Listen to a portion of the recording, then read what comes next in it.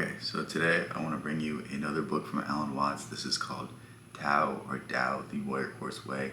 Not sure how to exactly say it. Most of the time that I see it, I'm reading it, so this is why my pronunciations on things are so bad. But anyway, this is a tremendous book, and I think this might be Alan Watts' best book. It's one of his latest works in the terms of like he died shortly after this. I don't know why I said it in that way, but this is one of the last things he wrote before he died. And it's great that he went out on such a high note, because in this book there is so much wisdom. In this book there is so much great stuff that he writes, and it's not just the way he talks about it, it's the examples he uses. And I think that's what really sets Alan Watts apart from everyone else when they talk about Eastern ideas and bringing them into a Western mindset. Like, most of the people that try to do this, they talk either like an Easterner or like a Westerner, where he brings the both together.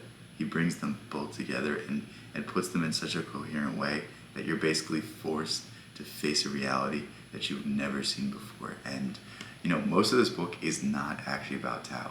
Most of the book is not actually about Taoism or Buddhism or Zen Buddhism or anything like that.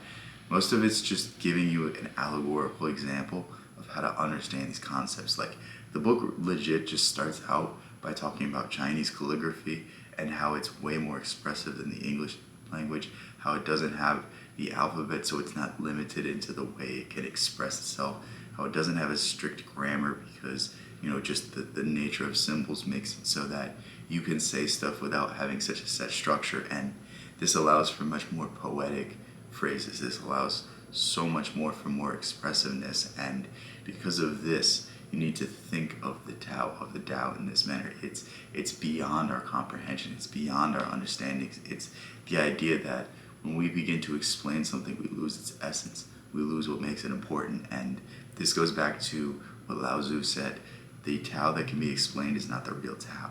And this is a fundamental aspect of the book. It's about getting to the known of the unknown, conceptualizing these ideas and allowing them to just sit in your head until they start to make sense. And another great part of this book is when he begins to talk about Wu Wei, unforced action, no action, whatever you want to call it. This is the idea that when you do something, and you do something so righteously that it doesn't feel like work, it's the thing that you can do all day long, that no matter how much time you spend on it, it never feels difficult. You get energy through doing it. It doesn't drain you. This is the idea of Wu Wei, unforced action. And when you live and when you work and when you rule with unforced action, this is the best way to do things.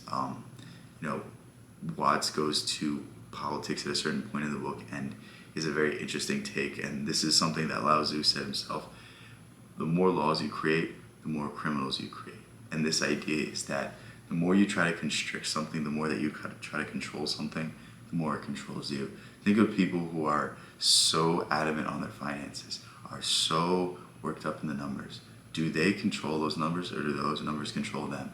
If those numbers go down, do they have a good day or a bad day? If those numbers go up, do they have a good day or a bad day? Like, you don't want to give anything else control over yourself, because that's not the way.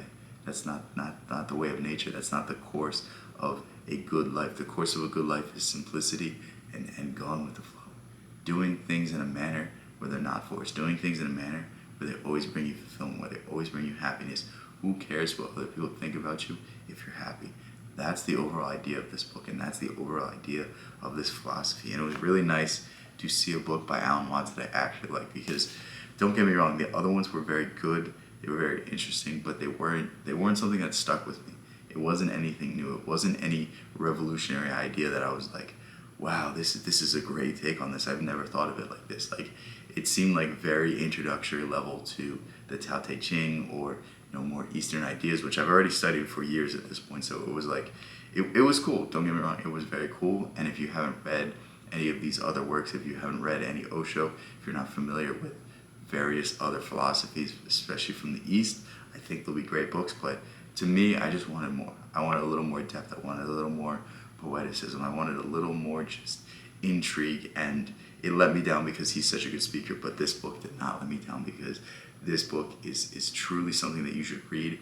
And the best part about this book is it gives historical context to the Tao Te Ching. The Tao Te Ching is literally 40 pages long, and it's the most cryptic and poetic and interpretive book that you've ever read.